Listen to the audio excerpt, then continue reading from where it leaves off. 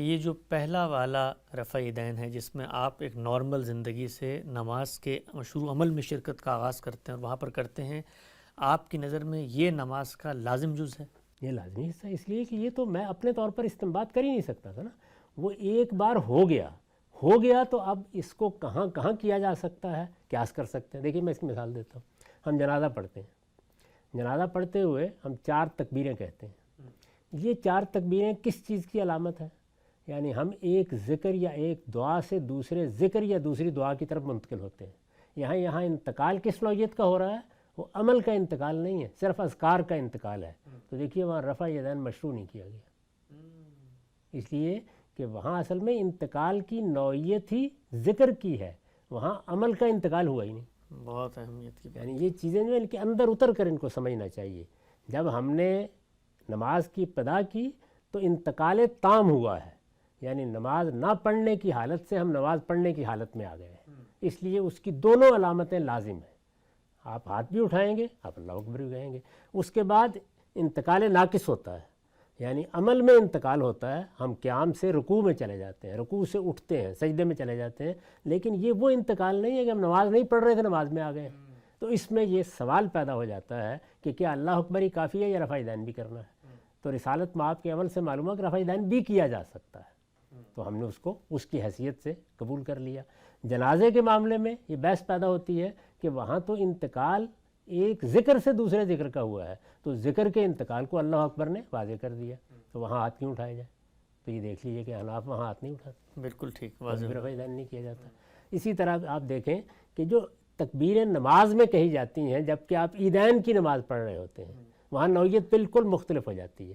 وہاں یہ ہے کہ مسلمانوں کی یہ اجتماعی عبادت ان کے شکوہ کا اظہار ہے، تو بار بار اٹھاتے ہیں، تو بار بار آپ ہاتھ اٹھاتے ہیں اور یہ کہتے ہیں کہ گویا ہم نے اپنے پروردگار کی تکبیر بلند کر دی، تو اس میں ہاتھ بھی اٹھائے جاتے ہیں۔ تو یہ چیزیں جن کا لحاظ رکھا ہے، اس لیے میں نے کئی مرتبہ بعض ذہین نوجوانوں کو توجہ دلائی ہے کہ اگر آپ دین کے اندر اتر کر خود دین کو سمجھنے کا عمل کریں تو دین جس طریقے سے ایک امی لقب نے ہم کو عطا فرما دیا ہے، تنہا دین اپنے پورے نظام ہی سے ثابت کر دیتا ہے کہ یہ انسان کا کام نہیں ہو سکتا۔ یعنی کسی بھی اور نظام فکر کا آپ مطالعہ کریں، اس کے اندر ایسے خلا آپ کو نظر آئیں گے۔ یہاں یہ ہے کہ معلوم ہوتا ہے ایک چیز دوسری چیز کے ساتھ جڑی ہوئی ہے، یعنی ایک چیز دوسری کے اندر سے نکل رہی ہے، ایک چیز بنیاد سے اٹھتی ہے اور پھر وہ آگے بڑھتی چلی جاتی ہے۔ یعنی وہاں عیدین کی نماز میں ہوا ایک اور چیز آ گئی انتقال کے علاوہ، وہ باعث بن گئی ہے کہ اب ہم ہاتھ اٹھائیں گے، چنانچہ دیکھیے وہاں سب ہاتھ اٹھاتے ہیں۔ نقطہ بالکل واضح ہوا۔ اچھا ہم سب آگے بڑھاتے ہیں اس بات کو، بہت ہی باریک نقطے ہیں جو دین فہمی کے اندر اس طرح سے معاون ہوتے ہیں اور آپ کی زبان سے ہم سنتے ہیں۔ یہ بتائیے گا کہ یہ جو نماز کے آغاز میں رفع یدین کرنا ہے، جو ہم تکبیر کہتے ہیں، اس کو اللہ اکبر کہنا ہوتا ہے، وہ لوگ جو رفع یدین کو باقی اعمال میں بھی لازم سمجھتے ہیں یا لازم نہیں سمجھتے، جیسے حنفی حضرات کے ہاں رکوع سے اٹھتے وقت یا اوپر آتے وقت اس وقت آپ کے لیے لازم نہیں ہے، ان دونوں لوگوں کے درمیان یہ بات مشترک ہے کہ ابتدا میں جو کرنا ہے وہ تو لازم ہی لازم ہے، اور بعد کے معاملے میں اختلاف ہوتا ہے، گویا حنفی بھی پہلے والے کو لازم مانتے ہیں، بعد والے میں اختلاف کرتے ہیں۔ اس لیے میں نے کہا کہ وہ تو مستقل بذات کا تقاضا کرتا ہے، وہ ہم اپنے طور پر طے نہیں کر سکتے تھے۔ یعنی یہ طے کرنے کا ہمارے پاس کوئی ذریعہ نہیں تھا کہ نماز میں داخل ہونے کی علامت کیا ہوگی، وہ اللہ تعالیٰ نے طے کر دی، ہم اس کو اپنے طور پر طے نہیں کر سکتے، وہ طے ہو گیا تو کیا بنا؟ یعنی وہ انتقال کا ایک علامتی اظہار ہے، تو اللہ کا مقرر کردہ اظہار ہمارے علم میں آ گیا۔ اب کسی اور جگہ کرنا ہے یا نہیں کرنا، وہ قیاس کی بنیاد پر کر لیا جائے گا، قیاس کی بنیاد پر چھوڑا بھی جا سکتا ہے۔ ٹھیک، تو یہاں رسالت مآب کا اسوہ پھر دیکھا جاتا ہے۔ یہی وجہ ہے کہ رسالت مآب کا اسوہ دونوں چیزوں میں دیکھا جاتا ہے، یعنی کیا کوئی ایسا عمل جو استنباط یا قیاس کی بنیاد پر کیا جا سکتا تھا آپ نے کیا ہے، تو ہمیں معلوم ہو گیا روایتوں سے کہ حضور نے مختلف موقعوں پر رفع یدین کیا ہے، تو اب ہم رفع یدین کو ایک مشروع عمل کی حیثیت سے باقی جگہوں پر بھی کر سکتے ہیں، یہ اختیاری اعمال میں داخل ہو گیا۔ یعنی پہلا کیا ہے؟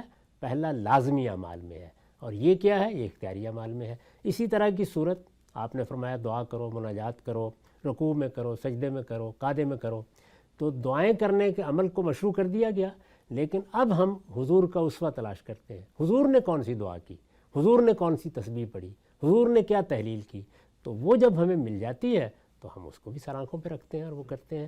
تو اس کا نتیجہ یہ ہے کہ میں نے پھر جب نماز کو بیان کیا ہے تو اس کو 2 حصوں میں تقسیم کر کے بیان کیا ہے کہ نماز کا ایک حصہ وہ ہے جس کو حضور نے جاری کر دیا ہے سنت کے طور پر، اس میں نہ میں کوئی تبدیلی کر سکتا ہوں نہ آپ کوئی تغیر کر سکتے ہیں. ایک حصہ وہ ہے جو اختیار پر چھوڑ دیا ہے. اس اختیاری حصے میں ہمیں کہا گیا ہے کہ تم فلاں اور فلاں چیز کو مختار کے طور پر قبول کر سکتے ہو. وہاں ہماری خواہش ہوتی ہے کہ ہم یہ جانیں کہ حضور کا اختیار کیا تھا. تو حضور کے اختیارات کے لیے صحیح تعبیر ہے اسوہ حسنہ. تو یہ رفع یدین آپ رکوع میں جاتے ہوئے کریں، آپ رکوع سے اٹھتے ہوئے کریں، آپ سجدے میں جاتے ہوئے کریں، سجدے سے اٹھتے ہوئے کریں، یہ میرے نزدیک اسوہ حسنہ ہے. اور پہلا رفع یدین وہ سنت کے طور پر جاری کر دیا گیا ہے، وہ نماز کے لازمی اعمال میں شامل ہے، اس کو ہر حال میں ہونا ہے. اس میں اختیار ہے، آپ چاہیں تو کر لیں، کبھی چھوڑ دیں، کبھی کر لیں، یہ آپ کا اختیار ہے. ٹھیک. اچھا ہم صاحب اس معاملے میں جو 2 فریقین سامنے آتے ہیں، ہم نے دیکھا بڑی شدت بھی ہوتی ہے، پورے کے پورے مسالک بن گئے رفع یدین کی بنیاد پہ. اس غلط فہمی کو ذرا سلجھائیے گا. جو لوگ اس کو بہت ہی دوام استمرار سے یا لازمی جو سمجھ کے کر رہے ہوتے ہیں رفع یدین کو، یعنی تکبیر کے علاوہ، ابتدا کے علاوہ، ان کی ایک دلیل یہ ہوتی ہے کہ بھائی آپ چلیں ہم آپ کی بات یہاں تک مانتے ہیں، آئیے اسوہ دیکھتے ہیں. تو اسوے میں جتنی روایتیں ہیں وہ تو رفع یدین کرنے کے اوپر ہیں، عدم رفع یدین پہ تو کوئی روایت ملتی نہیں ہے. تو پھر ان کا یہ کہنا تو حق بجانب ہوا نا کہ آپ ایک اختیار دیکھنے گئے تھے، ہم نے آپ کو اختیار دکھا دیا، ہمیں وہ اختیار آپ لا کر دکھائیں ان روایتوں میں جہاں پر رسول اللہ صلی اللہ علیہ وسلم سے یہ منسوب ہو کہ آپ نے یہ کام نہیں کیا. وہ ساری روایتیں تو کرنے کے بارے میں آتی ہیں. رسول اللہ صلی اللہ علیہ وسلم نے جو نماز جاری کر دی اس کا ذکر کیوں آئے گا اخبار احاد میں؟ یعنی وہ تو جاری ہو گئی، مسلمانوں میں منتقل ہو رہی ہے. اس نماز میں کیا کوئی اختیاری عمل ہوا ہے؟ اس کا ذکر آنا چاہیے. وہ روایت میں عدم رفع یدین کو آنا ہی نہیں چاہیے. آنا ہی نہیں چاہیے. ہاں وہ سرے سے وہاں ہونا ہی نہیں چاہیے، اس لیے کہ نماز روایت منتقل نہیں کر رہی، نماز مسلمانوں کا اجماع اور تواتر منتقل کر رہا ہے. وہ منتقل ہو رہی ہے، وہ حضور نے جاری کر دی، وہ 5 وقت پڑھی جا رہی ہے. اب اس میں کوئی عمل کبھی آپ نے کیا کبھی نہیں کیا، یا بالعموم کیا لیکن چھوڑ بھی دیا، تو یہ معلوم ہو گیا صحابہ کو کہ یہ اختیاری عمل ہے. اس اختیاری عمل کو وہ روایت کریں گے، یعنی وہ پھر اخبار میں آئے گا. چنانچہ حضور نے مثلا ثنا کی جگہ پر کیا کیا یہ دعائیں پڑھی ہیں، یہ روایتی سے معلوم ہوگا. حضور نے دعائے قنوت پڑھی ہے، یہ روایتی سے معلوم ہوگا. حضور صلی اللہ علیہ وسلم نے سجدے میں کیا تسبیحات کی ہیں، مختلف تسبیحات ہیں، وہ اخبار احادی سے معلوم ہوں گی. یہ اسوہ حسنہ ہے، کیونکہ اس میں اللہ کے پیغمبر نے ہمیں اختیار دیا ہے کہ ہم جو دعا چاہے کر لیں، جو تسبیح چاہے کر لیں، جو تحلیل کا طریقہ چاہے اختیار کر لیں. یعنی باقی نماز اذکار کی حد تک سورہ فاتحہ اور سورہ فاتحہ کے ساتھ قرآن ملانا یہ لازمی اذکار ہیں. اس کے علاوہ باقی اذکار کا معاملہ بھی بالکل یہی ہے کہ وہ اخبار احاد سے معلوم ہو گئے. کوئی آدمی حضور کے طریقے کی جستجو چاہتا ہے تو وہ کر لے گا، اگر وہ نہ کرے اور اپنی زبان میں کوئی ذکر کر لے وہ بھی بالکل درست ہوگا. اسی بنیاد پر میں یہ کہتا ہوں کہ نماز کے اختیاری حصے میں آپ کو اپنی زبان میں دعا کا، مناجات کا، اللہ کی تسبیح کا، تحمید کا حق حاصل ہے، آپ کر سکتے ہیں، لیکن لازمی اذکار عربی زبان میں ہوں گے اور لازمی اعمال چھوڑے نہیں جا سکتے. نقطہ بالکل واضح ہوا. اچھا ہم صاحب یہ جو مثال کے طور پہ آپ کی فکر ہے، یہ جو فراہی اسکول آف تھاٹ ہے، دیکھنے میں یہ آتا ہے کہ اس کے جو علماء ہیں وہ جو نماز پڑھتے ہیں وہ تو حنفی طریقے پہ نماز پڑھتے ہیں، اسے برصغیر میں رائج ہے. تو آپ کے اسکول آف تھاٹ میں یہ جو اختیاری معاملہ ہے، آپ نے اصول کی حد تک تو یہ بتا دیا کہ کرنا چاہیں تو رفع یدین ان موقعوں پہ بھی کر سکتے ہیں، رکوع سے اٹھتے ہوئے، سجدے سے اٹھتے ہوئے. لیکن دیکھنے میں تو یہ آتا ہے کہ جتنے علماء ہیں اس اسکول آف تھاٹ کے، وہ تو حنفی اسکول کے مطابق جو نماز کا طریقہ ہمارے یہاں اختیارات ہیں ان پہ پڑھتے ہیں. تو کیا فکر فراہی کے جو علماء ہیں وہ حنفی جو طریقہ کار ہے اس کو ترجیح دیتے ہیں اس بات میں؟ یعنی جب اس سارے معاملے کو دیکھا گیا تو بالکل واضح ہو گیا کہ احناف نے جو عمومی سنت جاری کی گئی ہے اس کو بنیاد بنایا ہے. یہاں اخبار احاد کو انہوں نے اہمیت نہیں دی، لیکن اخبار احاد منتقل ہو گئیں، معلوم بھی ہو گئیں، ان کو محدثین نے ترتیب بھی دے دیا، تو اب ان سے استفادہ بھی ہوگا، فائدہ بھی اٹھایا جائے گا. یہی چیز ہے نا جو تدریج کے ساتھ ہوئی ہے. یعنی حضور نے نماز جاری کر دی، وہ تو پڑھی جانے لگی، مسلمانوں کے بچوں کو سکھانا شروع کر دی. لیکن صحابہ کرام میں سے کسی نے بیان کیا حضور ثنا کی جگہ یہ دعا بھی پڑھتے تھے، تو اب وہ دعا بھی کسی نے پڑھنا شروع کر دی. اسی طرح معلوم ہوا حضور یہ تسبیح کرتے تھے، وہ لوگوں نے کرنا شروع کر دی. ایسے ہی جب معلوم ہوا کہ رسالت میں آپ صلی اللہ علیہ وسلم ایک صحابی نے بتایا، دوسرے نے بتایا کہ کبھی کبھی باقی جگہوں پر بھی رفع یدین کر لیتے تھے، ٹھیک ہو گیا معاملہ. یعنی یہ پتہ چل گیا کہ یہ حضور کا اسوہ حسنہ ہے.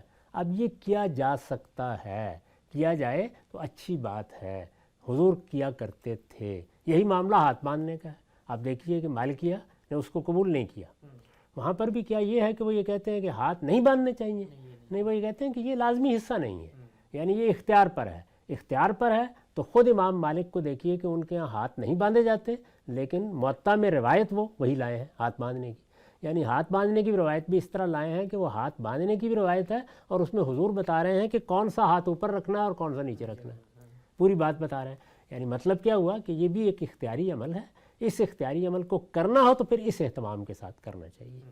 تو یہ ایک نازک چیز ہے جس میں ایک اختیاری عمل اور ایک لازمی عمل کا فرق اللہ کے پیغمبر ملحوظ رکھتے ہیں، اس کو سمجھنے کے لیے ذرا مختلف طرح کے استدلال کی ضرورت ہوتی ہے۔ تو وہ لوگ کہ جو روایت کی بنیاد کے اوپر نماز بھی اسی سے لے رہے ہیں، قرآن بھی اسی سے لے رہے ہیں، ان کے بارے میں کچھ نہیں کہا جا سکتا۔ میں سلفی منہاج پر تبصرہ کرتے ہوئے عرض کر چکا ہوں کہ اس میں اصل روایت ہے، لہٰذا وہاں پر یہی اصرار ہوگا کہ جو چیز روایت میں آ گئی ہے بس وہ آ گئی ہے، لیکن وہاں یہ سوال پیدا ہوتا ہے کہ جو 10 تسبیحات روایت میں آئی ہیں ان میں سے کسی ایک کا انتخاب کس اصول پر کیا جاتا ہے؟ جی